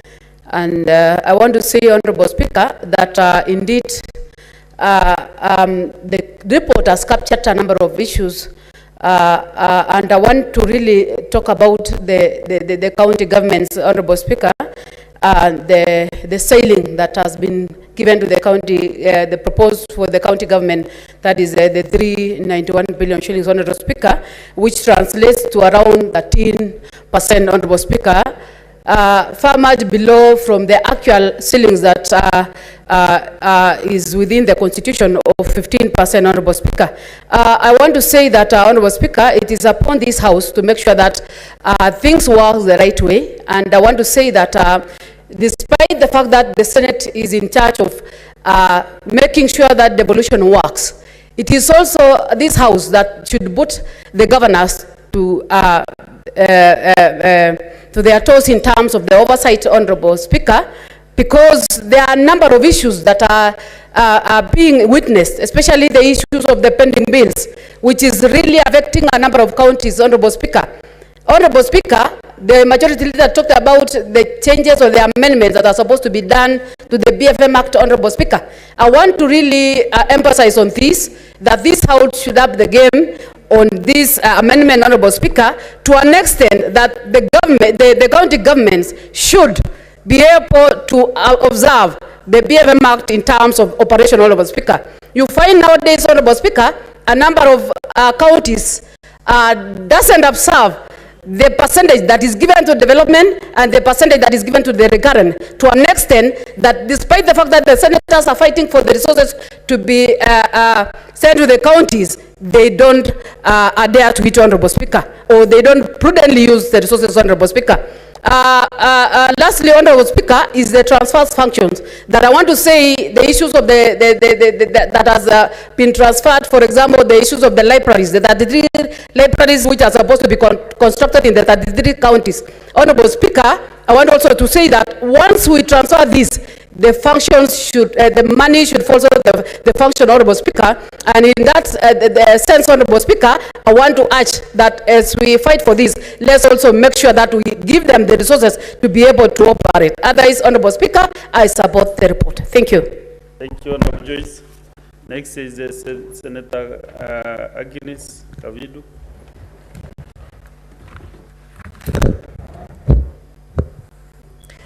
Thank you, Mr. Speaker, for giving me this opportunity to support and congratulate the chairperson of this committee and his vice, Mutinda. Mr. Speaker, I want to agree with them that the counties should get the 4.15 9522 billion without being deducted a penny, because even if this was done with the current money that is there in the national government, it would have been more than this. The 15% could be more than this. So this should not be reduced anything, and we plead and beg the National Assembly to agree with us and know that we are the defenders of the devolutions, and they should not tamper with this again the way they did last time. And I should also request the Senate also, especially the majority side, to support fully each one of you, because if we keep on reducing these monies from the counties, then our counties will not develop the way it's supposed to be. Another thing, Mr. Speaker, is that the pending bills are just too much in most of the counties. In Machakos, we are talking of pending bills of almost 3 billion. The former governor left pending bills of 2.80 with a lot of stored projects, Mr. Speaker. And so I support that the pending bills should be dealt with and cleared immediately, so that the counties can move forward and the people who did the work and have not been paid. Mr. Speaker, majority of these people, even some of them died, because they take loans, bank loans, and they are auctioned by banks because the counties have not paid them. Mr. Speaker, we should, the committee, I hope Bwana Roba, Senator Roba, you can listen so that you can pick what you are saying. I'm saying, if you can do something about the pending bills, that we will make sure that the counties pay the pending bills immediately they receive their monies. And another challenge that the counties are facing is the exchequer. They don't release monies to the counties in time. We are suffering in counties because their monies to the counties are not released in time. So I also ask the Treasury to make sure that they release the monies to the counties in good time so that the governors will be able to work and do what they are supposed to do in good time. Mr. Speaker, I want to congratulate this committee and say that they've done a good job and continue with it and keep it up. Thank you, Mr. Speaker. Thank you. Senator Medu, you know, I'm confused because you have placed both the request to speak and intervention.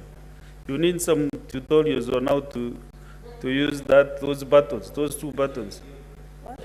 But before I give you, just Senator Chalagay can give you some.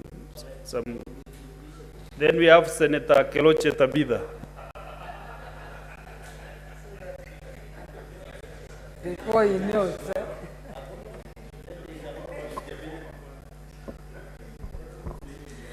Thank you, Mr. Speaker, sir, for giving me this opportunity also to support the report by the Finance and Budget Committee, which I'm also a member, and I want to take this opportunity also to congratulate our chair and all the members that have done and the vice chair that have my namesake, that have done a very nice job. I want to echo my senator, the senators that have spoken before me, especially when it comes to the own source revenue collection. I would wish the senators to ensure that we push in all the counties to ensure that automated systems are put on collecting this own source revenue to ensure that we control the theft and the corruption that is being witnessed on a day-to-day in our counties. I think Nakuru broke the record. It dropped from 3.6 billion to 1.6 billion. What do you explain that? That is pure corruption. And I'm very sure people put that money in their pockets. And our MCAs had no shame to go around the county saying that the control budget had made the mistake. The other day I saw them calling for public substitution because now they had to cut the projects or the development that they had already projected. So I think it's high time all of us ensured and pushed to ensure that all the counties put this automated system to ensure that collection of the money, it is pure, and I can tell you if these are put, this money will be enough even to support the national government. When we talk of the taxes, because we keep on talking of the taxes, the business people feel they are left out. So it's the high time now we ensure that our government ensures that the ease of doing business in our country is happening. Because it's not about the taxation. I think the issue is on the ease of doing business. And that is what people are suffering from. Every day industries are being closed. I think you saw yesterday the headline, Nakuru, for the last 10 years, we've been closing industries. And I'm worried if we continue this way, we'll continue closing. So the collection of taxes will not be neither here nor there. It will be our industries alive. Are we able to sustain the manufacturing of the businesses in this country? Are we going to ensure that we ease the ease of doing our businesses in this country to attract the local and the foreign investors, so that when it comes to taxation, it's not a point there or a problem there. It is how do we ensure that doing business in this country. It is favorable, it is affordable, and it is easy, and is attractive. Rather than it is make it harder.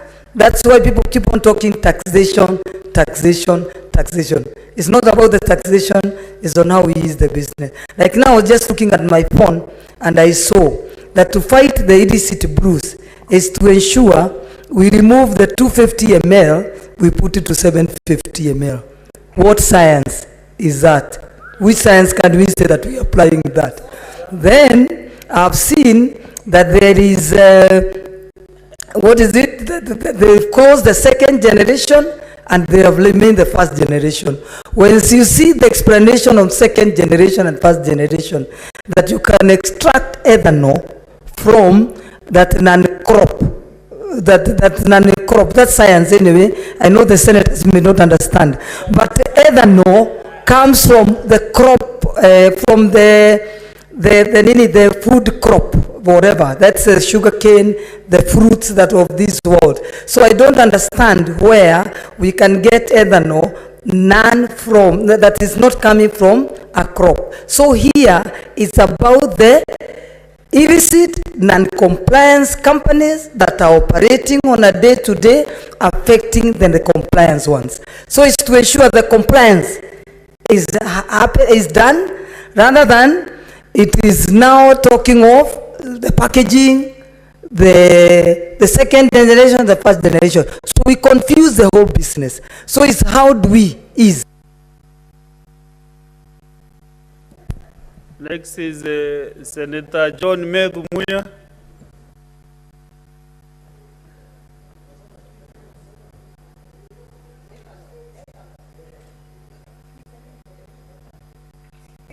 Thank you very much, Honorable Speaker, for giving me an opportunity to come and support this report. From the onset, Honorable Speaker, I think I want to round the Senator Dr. Captain Ari Roba Red Committee for a job well done. For the 2 sessions, or for the longest time since he became chairman of this committee, he has been a very dedicated chairman. I meet him at the liaison committee, and I can see and I know, and based on what they have given us in the report, it tells you that they have done some very, very commendable work. Honorable Speaker, 96 of the Constitution of the Republic of Kenya, one of our very major roles, and it's what we've been speaking since morning, Honorable Speaker, is to ensure that we protect counties and ensure that we push as much resources as we can to the devolved units, Honorable Speaker. So I am very, very in support of the proposal of the committee to send 415 billion up from the current 384 billion, Honorable Speaker, which will be a significant addition, Honorable Speaker, which also commensurates to the kind of transfer of services that we've been speaking about. It is in the policy proposals and recommendations that have been posed by the committee, Honorable Speaker. It puzzles me, Honorable Speaker, that the Commission on Revenue Allocation this time proposed a lower allocation to the county governments that they had proposed in the previous financial year, Honorable Speaker. I do not understand the logic, I don't understand the science, I don't understand the basis under which they used to calculate and see that with a bigger budget now, the counties deserve a 394 billion as their share of the allocation, Honorable Speaker. And in a smaller budget, the last financial year, they had recommended 407 billion, Honorable Speaker, for the county governments. If you read the Constitution of the Republic of Kenya, Article 216, on the functions of the commissions on the revenue allocation, their recommendations look like the umpire between the national government and the county government, Honorable Speaker. So it beats logic that they can propose in a smaller budget 407, in a bigger budget 394, Honorable Speaker. So I support the committee in pushing 415 billion, Honorable Speaker. Quickly going to the policy recommendation by the committee, Honorable Speaker, there is something that I have really liked, and it's something that is very commendable that has come out of this report by the Senator Roba Committee, which is the National Treasury, in collaboration with the COG, should fast-track development of the integrated county revenue management system, Honorable Speaker.